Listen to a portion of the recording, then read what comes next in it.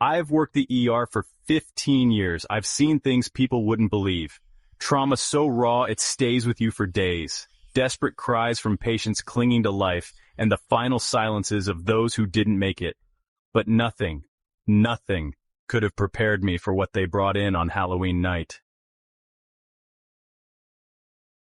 The night began as expected. The emergency room was a chaotic mix of Halloween mishaps, costumed kids with sugar highs running into walls, drunks in bloody costumes who made things look worse than they were, and the occasional stab wound from a friendly bar brawl, the usual for a holiday night. I was finishing up a chart when a call came through. Dispatch said they were bringing in an unknown trauma. The medics sounded nervous, almost shaken, which wasn't normal for them. They're a tough bunch. I walked into Trauma Bay 3 as the radio crackled to life. ETA 2 minutes. Prep for incoming. I prepped as much as I could. Nurses hustled in and we got a gurney ready. I glanced at the doors, anticipating the usual rush in. Instead, I heard something strange. The faint sound of a low, rhythmic humming. And when the doors burst open, I swear the air turned cold. 2 EMTs wheeled in the stretcher, and they looked as pale as ghosts. They wouldn't even make eye contact. On the gurney lay a figure wrapped tightly in an old moth-eaten sheet. The figure was small, shrunken even, and its hands were bound with thick ropes. I instinctively reached out to adjust the sheet, wanting to assess the injuries. That's when the EMT closest to me put his hand on my arm. "Don't," he whispered, his voice shaking. "Doc, whatever you do, don't touch it." I thought he was joking, maybe even trying to scare me. But the look in his eyes? That was no joke. "What happened?" I asked, feeling a prickling at the base of my neck. "We found it near the old cemetery off Lockwood," he said. "Someone, or something, dumped it there. We didn't want to touch it, but it kept moving." "Moving?" I raised an eyebrow. This was getting ridiculous. "What do you mean, moving?" The EMT shook his head, visibly disturbed. "Just see for yourself." I pulled on a pair of gloves and as gently as I could, pulled back the sheet from the figure's face. I'm used to trauma, to horrific sights, but nothing could have prepared me for what I saw. The figure lying there wasn't dead. Not exactly. It wasn't alive either. The skin was tight, mummified, stretched over a skeletal frame. Its eyes were hollow, but they didn't seem empty. It's hard to explain. They seemed to see me. I leaned in closer, trying to convince myself this was just some poor soul's twisted idea of a Halloween prank. I wanted to believe it was just a Halloween decoration, maybe some prop someone found lying around. But as I bent down, its mouth opened slightly.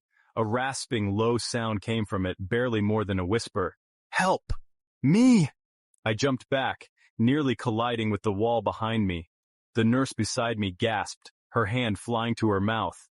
I took a breath, telling myself it was just my mind playing tricks. The creature on the gurney moved again, and one of its hands twisted outward. It was bound with old fraying rope, but the fingers began to stretch and curl, like claws seeking something to grip. I heard it again, faint but unmistakable. "Help me." It was a whisper, almost a plea.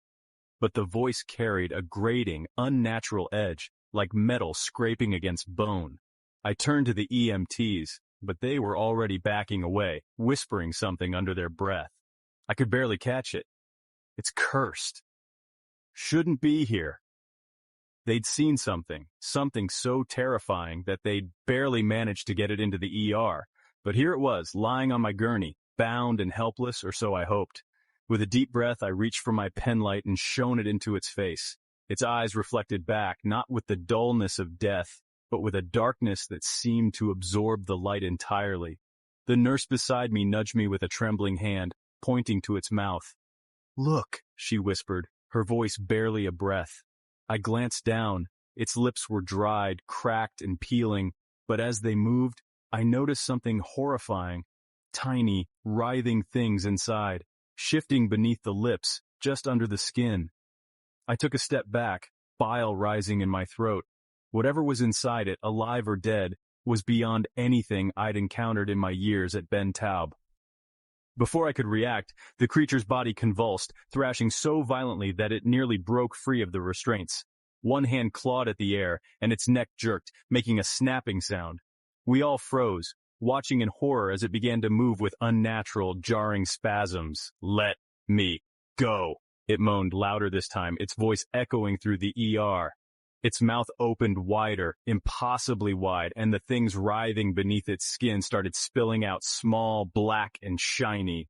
They fell onto the gurney and scattered across the floor, skittering into the shadows. Someone screamed. The nurse beside me turned and bolted for the door, her footsteps fading fast. I stayed rooted to the spot, paralyzed, watching as the creature's body began to twist and contort.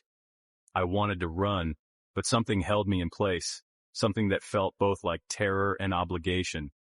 Its eyes found mine again. The creature's mouth curled into what might have been a grin if it had flesh enough to manage it. Then it whispered, "You can't help." I took a step back, fumbling to grab the railing for support. The words it spoke, no, they weren't meant for help. It was almost mocking me. It knew what it was doing, and it knew I was powerless to stop it.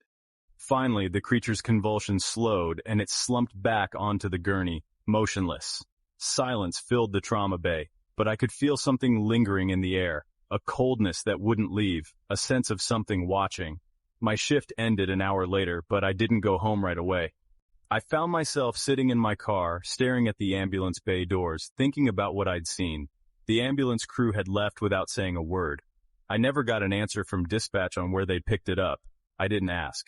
As I sit here now, alone, and unable to shake the memory of that night, I know one thing.